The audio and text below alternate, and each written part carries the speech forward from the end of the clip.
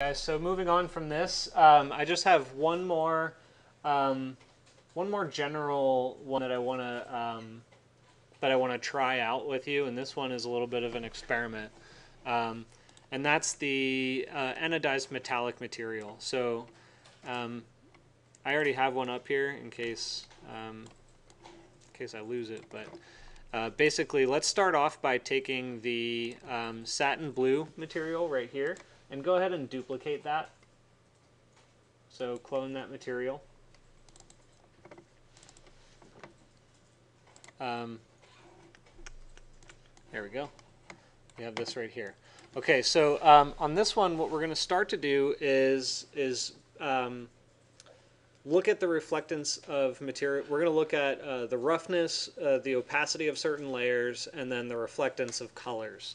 That's the most important part if you're going to do metallic materials. So essentially the blue matte material down here is pretty much going to stay the same. If you look at the one that I created right here, the blue matte material doesn't have really anything that changed except the roughness went all the way down. So now it's a chromatic material all the way down there at the bottom. You could not go all the way down. So for instance, let me try that one out real fast. And it's going to be a little bit brighter. But anyway, we'll talk about that in just a moment. But so this material right here, we can bring this down. And in fact, I really like that. So let's bring it down to something like a 30.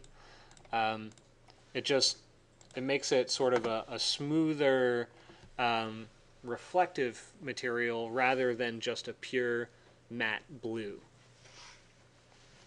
So outside of that, we just need to modify the glazing so that the glazing starts to reflect light in a way that's going to behave the way that we want it to for this kind of material. So the glazing here, we need to reflect blue light. That's the key. Is that when you're doing like colored metallics, it needs to reflect the color that you're trying to communicate. So I'm going to just pick something in the bluish range, and I'm not going to be that critical about it. You guys would want to just pick the exact RGB value that you want. So that's going to be for the 0 and the 90 in this case. And you'll see that when I refresh that, it just makes sort of more of a whole sort of blue condition like this. And then additionally, on this one, what you're going to see is that I changed a few of these settings right here. So the ND and the K value, those are slightly changed as well.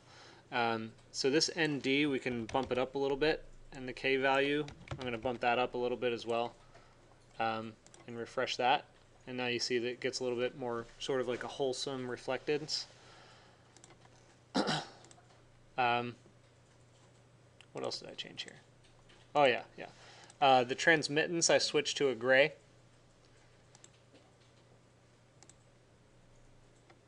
Didn't change much yet, but the layer up top, this one I switched, I think it was to a 90 if I recall correctly.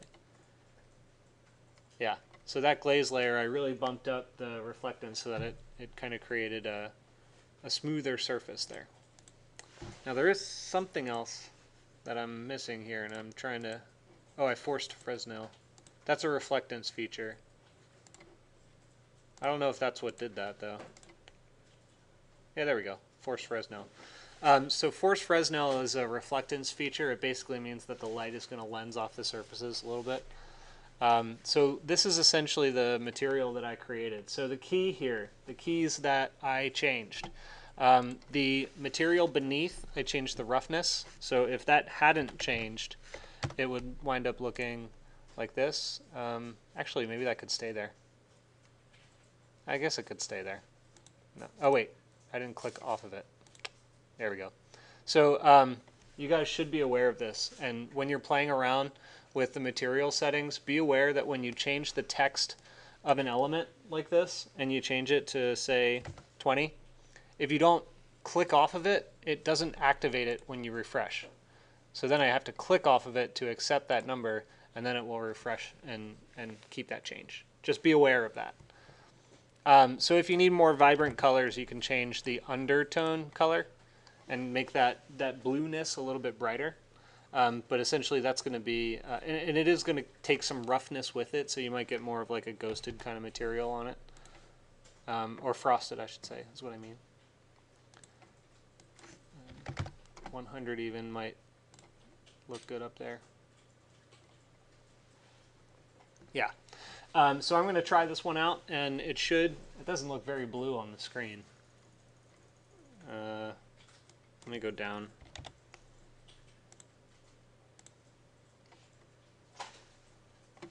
It looks really blue on my screen. It doesn't look very blue on yours.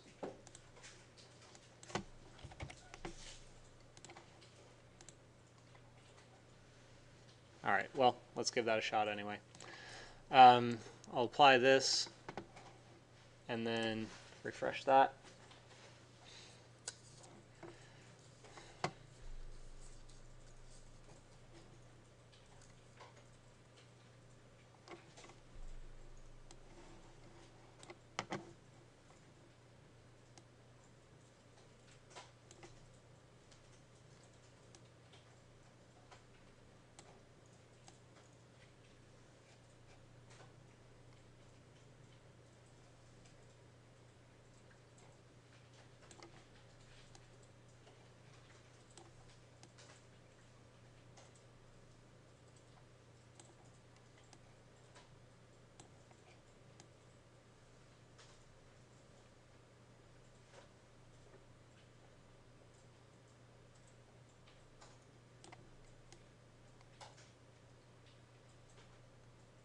All right, so I'll let this one render out for a few then, so you can see this one a little bit, and then we'll talk about it.